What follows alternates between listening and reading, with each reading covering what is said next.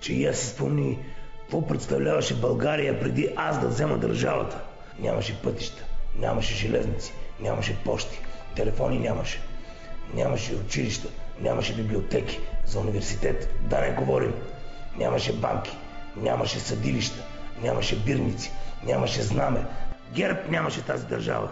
Нямаше театри, нямаше музеи. Преди мен в България работеха 25 работилнички. В момента работят 501 фабрики.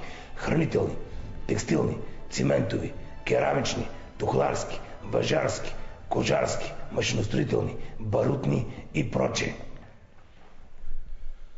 Накарах Народното събрание да приеме закон за насърчаване и покровителстване на местната индустрия. Да носят дрехи българско производство, обуща българско производство, чорапи, шапки, шалове, ръкавици, ризи, копчета на ризите, българско производство. Прокарах закон за пътните съобщения. Закон за субсидиране и стимулиране на всеобщата и всестранна просвета на населението чрез училищата, науките, театрите и литературата. Закон за развитие на селското стопанство и търговията. Изтеглих кредити, сключих заеми, привлякох чужди капитали. Модернизирах и селското стопанство. Внесох земеделчески машини, породист добитък и култивирани семена и разсъди от Европа. И изпратих там, в Европа, момчета на държавна издръжка да учат агрономство. Миналата година, ако помниш, България излезе на първо място в Европа по производство на пшеница на глава от населението. Построих 1672 училища, 12 банки, 32 болници, 38 обществени бани. Прокарах 5343 км шосета.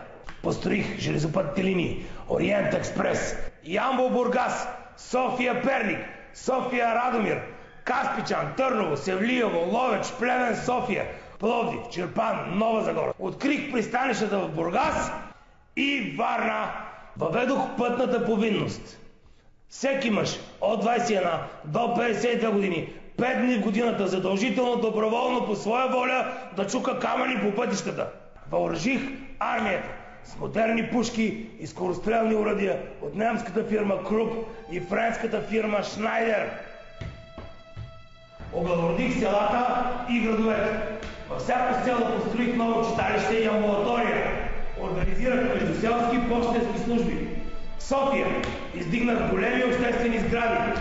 Преустроих турския конак в модерен дворец. Построих сградите на Народното събрание, Българска академия на науките, Военното училище, Министерство на войната, Държавната печатница, Централна гара, Орлов мост и паметник Калевски. Открих Висшето военно училище, пожарната команда, полицията, пощенската палата с модерна телефонна централа.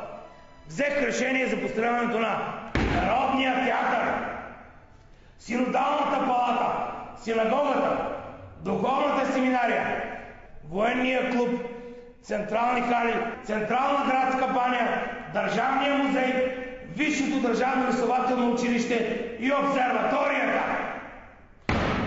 Прокарах водопровод с Витошка вода, кръстих улиците и ги осветих нощем с 400 газови фенера. Номерирах сградите. Тази година, на 16 август, в Пловдив триумфално открих първото българско земеделческо промишлено изложение. На изложението присъстваха 24 страни, беше посетено от 160 000 души. Наградени с диплом бяха 1000 български производители и над 400 чуждестранни изложители. Лично аз представих републиката. Първия български плуг, първата българска вършачка, първия български механизиран стан, първата българска машина с автоматично действие за производство на обущарски клечки, първата българска парна машина, първата българска въздухонагнетателна помпа. Открих първата художествена изложба и първия събор на народните песни и танци. Изтеглих първия билет от първата българска държавна лотария. Ден през ден американските вестници се надпреварват да пишат за българското икономическо чудо. И всичко това направих аз, Стефан Стамболов, за 5 години. Бил съм диктатор? Да, че как няма да бъда. Тоз народ беше честен, докато беше роб. Като потуши свободата, се развилня. Държавата ни се напълни с престъпници. И аз си спомнете на какво беше заприличало свободното ни мило отечество на един голям затвор. Решетки навред, решетки по прозорците, решетки по вратите, решетки по балконите, решетки по витрините. Гражданите се заключваха зад решетките, а навън разбойниците вилнееха на свобода. О, тъй ли? Ама не познавате вие Стамболова. Вдигнаха армията и полицията на крак. И всички престъпници, без съд и присъда, до девето коляно, под ножа! Ама били им нарушени човешките права. Ау, баба Европа била възмутена. Санки им разбойниците спазват човешките права, като крадат и убиват. Сега в държавата ни владее ли спокойствие и сигурност? Смее ли вече някой престъпник да надигне глава?